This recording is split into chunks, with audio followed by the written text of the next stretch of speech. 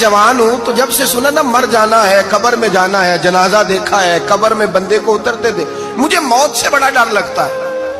کوئی وظیفہ بتائیں یا مجھے کوئی نصیحت کریں۔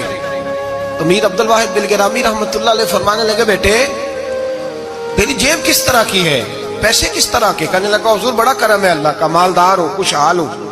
آپ نے فرمایا ایک پروگرام، یہ نہیں اس کو نفسیاتی طور پہ مطمئن نہیں کیا، نہ آپ نے اسے کوئی وظیفہ بتایا، نہ ذہنی طور پر اسے کوئی لیکچر دیا، کہ فرمایا تیری مالی پوزیشن کس طرح کی ہے؟ کہنے لگا حضور میں الحمدللہ مالدار ہوں، اللہ نے مجھے نوازا ہوا ہے۔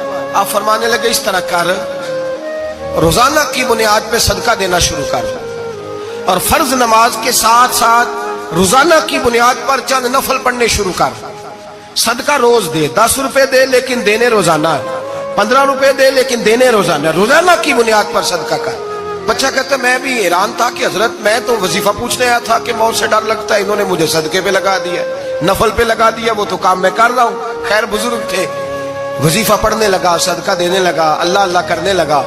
فرماتے ہیں کچھ دن بیت گئے تو میر عبد الواحد بلگرامی رحمت اللہ علیہ 6-7 ماہ کے بعد دوبارہ ملاقات ہوئی تو فرمانے لگے بیٹے اب تیرا کیا حال ہے؟ تو وہ نوجوان کہنے لگا حضور اب مجھے مرنے سے ڈر نہیں لگتا، بلکہ اب تو میرا مرنے کو دل کرتا ہے۔ تو دل کرتا ہے، ڈر نہیں لگتا، اب دل کرتا ہے۔ اور حضور آپ نے میرے ساتھ کیا کیا ہے کہ میرا تو دل کرنے لگا ہے مرنے کو، خوف نکل گیا ہے، دل کرنے لگا ہے میں جاؤں۔ تو بڑا خوبصورت ارشاد فرمایا، کیا بات ہے، اللہ والوں کی باتیں اللہ کے لشکروں میں سے لشکر ہوتی۔